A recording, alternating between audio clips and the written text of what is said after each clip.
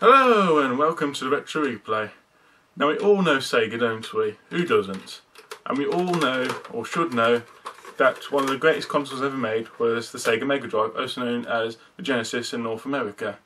Now, in order to compete with its nemesis, the Super Nintendo, Sega decided it was time to release a CD-based add-on for the Mega Drive, and that is the Sega Mega CD, also known as the Sega CD in North America, which, if you can't gather, uses CDs rather than cartridges, which allowed game designers to use this new CD technology to create better games and store a lot more memory onto it. But what actually does it do better than the Mega Drive? Well, let's take a closer look. So here's the Mega CD Model 1 up close. As you can see, on the top is some holes which will allow metal plates to be placed on, which will allow the Mega CD and the Mega Drive to lock into place so it doesn't move about at all while you're playing it, for safety reasons, I believe.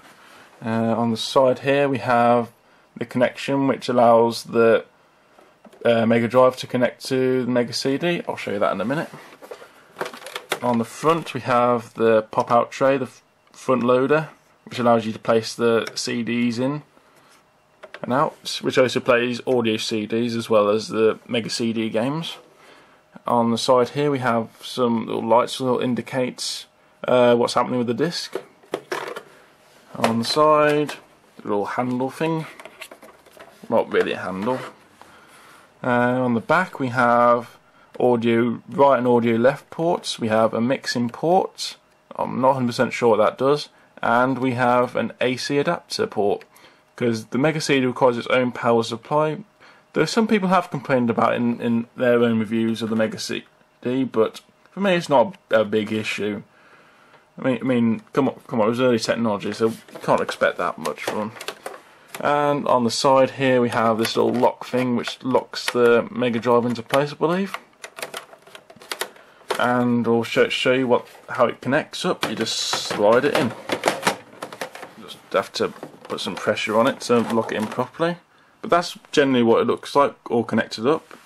And you'll also be interested to know that both models of the Mega CD, Model 1 and Model 2, will fit both Model 1 and Model 2 Mega Drives. So this can fit in onto that one as well, so that's handy to know. Here's a comparison of the game cases and the games themselves. As you can see, this is a typical Mega Drive box to hold the cartridge and instruction manuals in. And this is an example of a Mega CD game, which is in a CD case.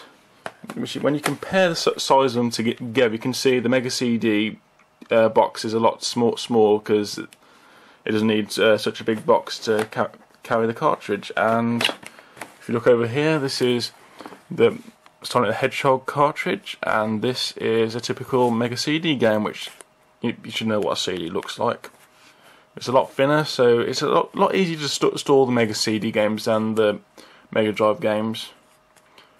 So that's enough of the comparison. Let's take a look at some gameplay. Now, the first game we're going to talk about is Cobra Command. This is part of a 2-game set. The second game I'll talk about in a minute. But as you can see from this game, this is sort of a mixture between an on-rail shooter and a real-time game, meaning that you have to react quickly or else you'll die.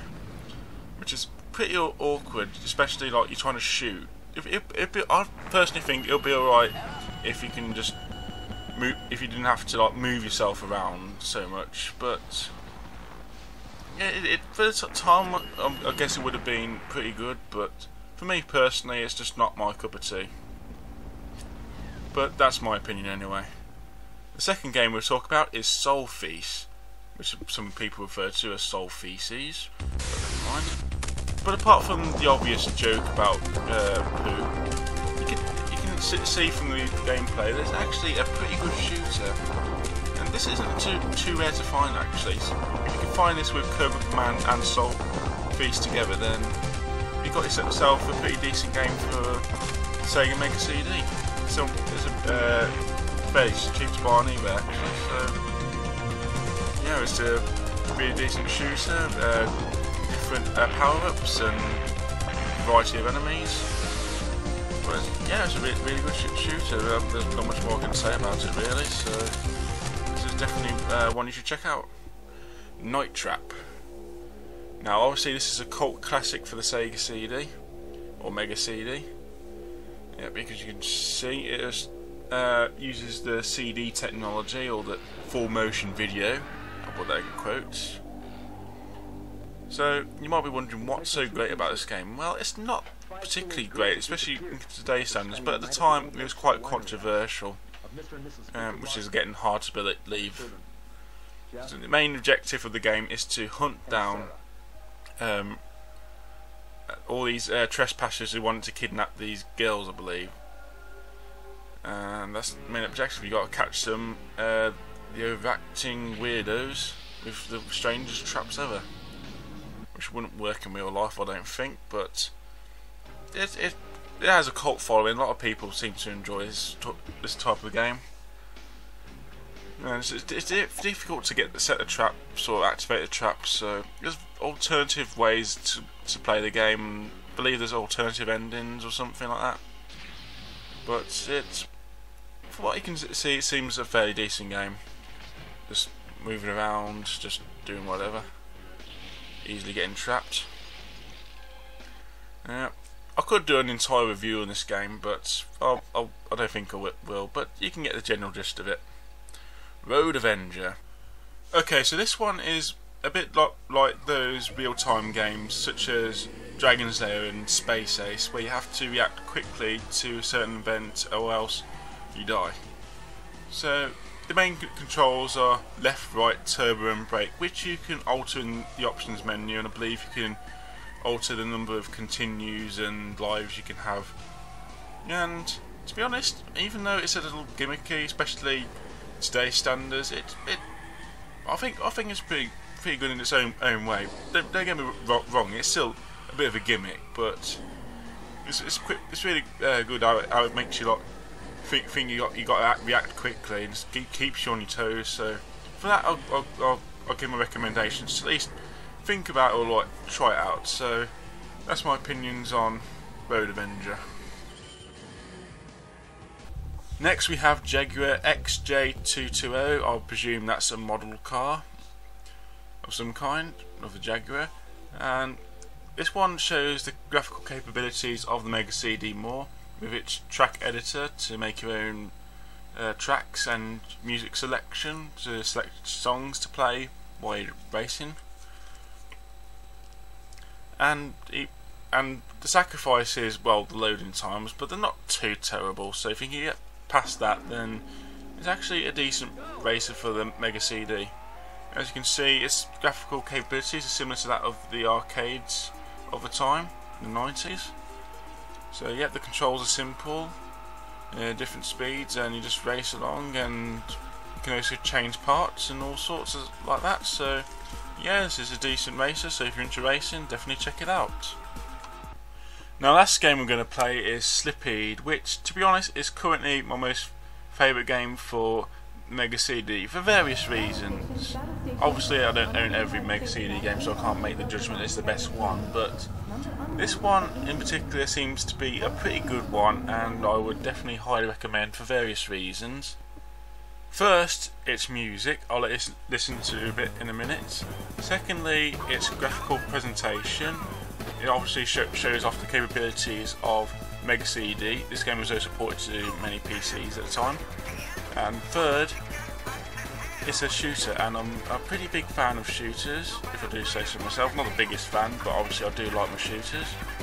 And it's just so good. I mean, it's been compared to games such as Star Fox on the Super Nintendo. So that just goes to show that this game was pretty good for its time, and I think it still is. So let's listen to a bit of the music.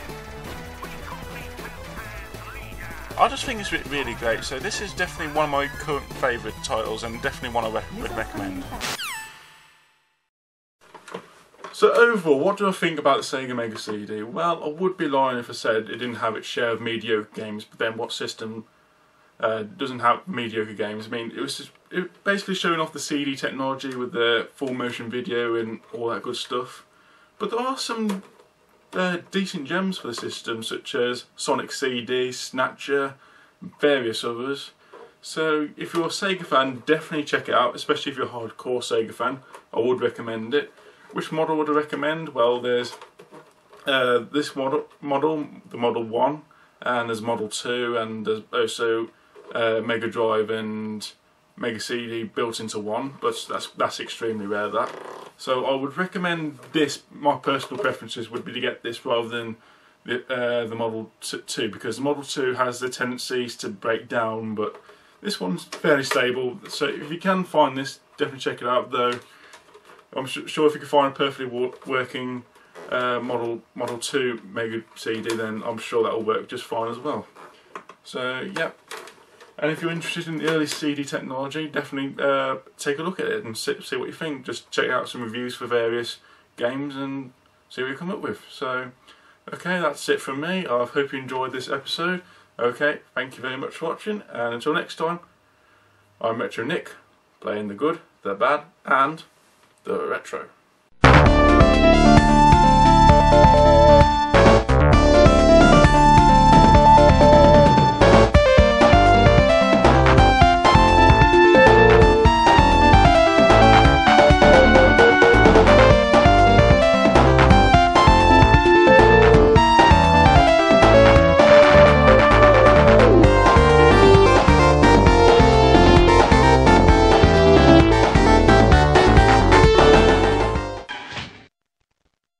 I don't believe what I just saw.